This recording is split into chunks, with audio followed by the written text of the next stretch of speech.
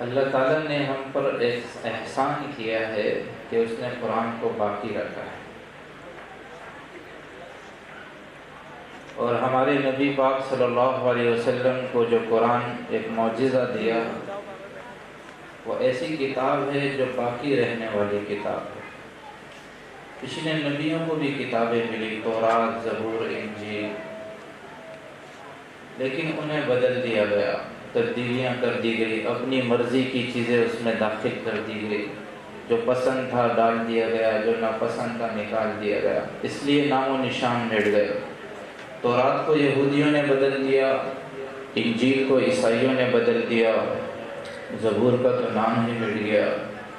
ایک قرآن ہی ہے جس کی اللہ نے حفاظت کی ذمہ داری لی ہے۔ اِنَّا نَحْنُ نَزَّلْنَا الذِّكْرَ وَإِنَّا لَهُ لَحَافِظُونَ لا تبدیل لکلماتی لا مبدل لکلماتی، اسے کوئی نہیں بدل سکتا، اس کا زیر زبر نہیں، ادھر سے ادھر نہیں کر سکتا، اس پر پہرا ہے، اور پہرا اس ذات کا ہے کہ جب وہ کسی چیز کی حفاظت کا ذمہ لے لے تو کس کی کیا مجال ہے جو بدل کر دکھا دے۔ تو اس پر اللہ کا پہرا ہے، اِنَّا نَحْنُ نَزَّلْنَا الذِّكْرَ وَإِنَّا لَهُ لَحَافِظُونَ۔ اس کو 1400 سال ہوئے ہیں، 14,000 سال بھی ہو جائے، اللہ کی قسم اس کا زبر اور زیر بدل سکتا ہی نہیں ہے۔ حفاظت کا ذمہ میں نے نہیں لیا ہے، حکومت پاکستان نے نہیں لیا ہے، ہماری فوج نے نہیں لیا ہے، حفاظت کا ذمہ میرا رب نے لیا ہے، جو طاقتور ہے، جو شہنشاہ ہے، جو بادشاہ ہے، اس نے اس کی حفاظت کا ذمہ لیا۔ بڑا زور لگایا غیروں نے اس کو مٹانے کا، اس کو بدلنے کا، لیکن کوئی نہ بدل سکا۔ بدل کیا نہ سکا، اس کی زبر اور زیر میں تبدیلی نہیں کر سکا کہ ایک شہنشاہ کا کلام ہے۔ پچھلی کتابیں تھی، کلام نہیں تھا۔ تورات، زبور، انجیل یہ کتاب اللہ تھی، قرآن یہ کلام اللہ بھی ہے، کتاب اللہ بھی ہے، اس لیے اس کو کوئی بدل نہیں سکتا۔ 1935 میں جرمن ایک بڑی طاقتور حکومت تھی، 1935 میں وہاں کے پادریوں نے مشورہ کیا کہ بائبل کو جمع کرتے ہیں۔ 30 بائبل ساری دنیا سے جمع کیے، 30 بائبل ساری دنیا سے جمع کیے، اور پھر سپر کمپیوٹر میں اس کو ڈال کر چیک کیا تو ہر ایک دوسرے سے مختلف تھی، زمین اور آسمان کا فرق تھا، رات اور دن کا فرق تھا۔ تو سر پکڑ کر بیٹھ گئے، کس کو مانے کس کو چھوڑے، کون صحیح کون غلط۔ ایک نے کہا کہ مسلمانوں کا قرآن بھی اسی طرح غلطیوں سے بھرا ہوگا، ذرا اس کو دیکھتے ہیں۔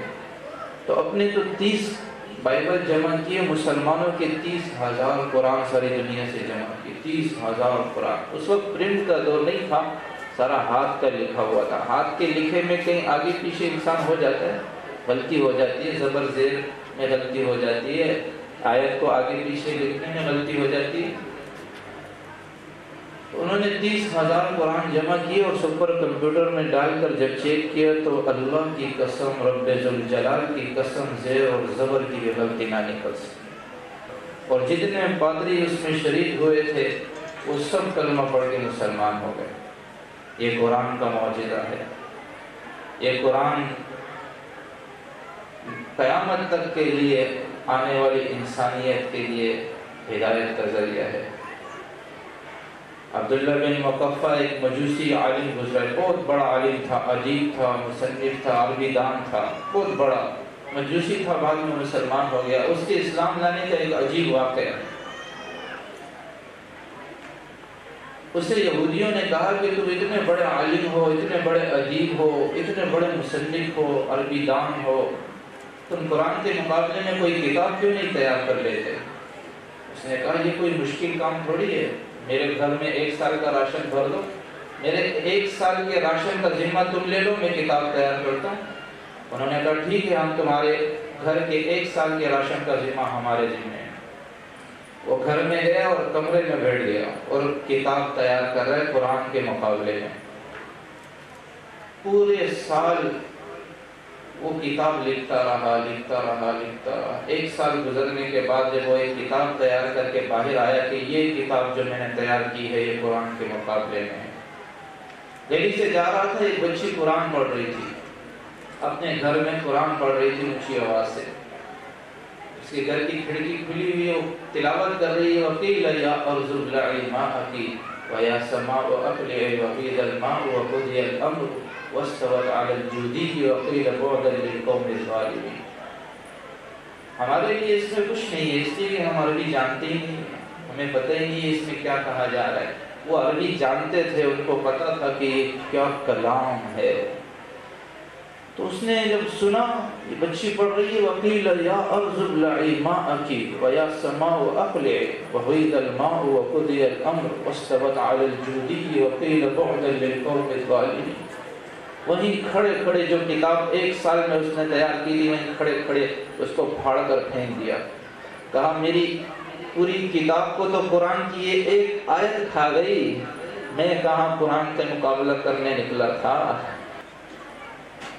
وہ عربی جانتے تھے، اس نے جب سنا کہ یہ آیت ایک آیت میرے قرآن کے مقابلے میں میری کتاب کو کھا گئی، میں کہاں قرآن کا مقابلہ کر سکتا ہوں، کلمہ پڑھ کے مسلمان ہو گیا۔ تو یہ قرآن کا اعجاز ہے، یہ عاجز کرنے والی کتاب ہے، اس کا زبر زیر کوئی بدل نہیں سکتا، لا مبدل لکلمات، اس کو کوئی تبدیل نہیں کر سکتا، کوئی اس میں رد و بدل نہیں کر سکتا، کوئی اس کو مٹا نہیں سکتا۔ یہ اللہ کا کلام ہے، کلام اللہ، جیسے اللہ کی ذات باقی ہے اس طرح اللہ کا کلام بھی باقی ہے، قیامت کا دھماکہ بھی اس کو نہیں مٹا سکتا۔ اس کو اٹھا لیا جائے گا، یہ مٹنے کے لیے نہیں آیا، اس لیے جو اس کو آگے رکھے گا بَعِثْتُ بِرَفْعِ قَوْمٍ وَبِخَفْضِ آخَرِينَ، جو اس کو آگے رکھے گا یہ اس کو اونچا اڑاتا چلا جائے گا، جو اس کو پس پوچھ ڈال دے گا یہ اس کو پستیوں کی کھائی میں گرا دے گا، جو اس کو سینے سے لگائے گا یہ اس کو اونچا اڑائے گا، اس کو بلندیاں دکھائے گا، اس کو کامیابیوں کی راہ دکھائے گا، جو اس کو پس پوچھ ڈال دے گا تو وہ ذلت اور رسوائی اس کا مقدر ہو جائے گی۔ تو قرآن ایک دستور بتاتا ہے، ایک زندگی کا ایک خوبصورت طریقہ بتاتا ہے۔ ہم قرآن سے نہ آشنا ہے نہ بلد ہے، ہم نے قرآن کو پڑھا ہی نہیں ہے صرف تاخچوں پر رکھنے کے لیے۔ دیکھیں قرآن دو چیزیں ہیں، ایک اللہ کی ذات، قرآن اللہ کی ذات سے نکلا ہوا کلام ہے، ایک اللہ کے رسول صلی اللہ علیہ وسلم، یہ دو ہستیاں ہیں جس سے آپ کی نسبت جڑ جائے گی، آپ بلند سے بلند ہوتے چلے جائیں گے۔ ابو بکر صدیق بنے، کیوں بنے؟ میرے نبی کی نسبت سے بنے۔ عمر فاروق بنے، کیسے بنے؟ ہمارے نبی کی نسبت سے بنے۔ علی حیدر کرار بنے، میرے نبی کی نسبت سے بنے۔ عثمان ذو النورین بنے، میرے نبی کی نسبت سے بنے۔ خالد سیف اللہ بنے، میرے نبی کی نسبت سے بنے۔ عبد الرحمن تاجر الرحمن بنے، میرے نبی کی نسبت سے بنے۔ ابو عبیدہ امین هذه الامہ بنے، میرے نبی کی نسبت سے بنے۔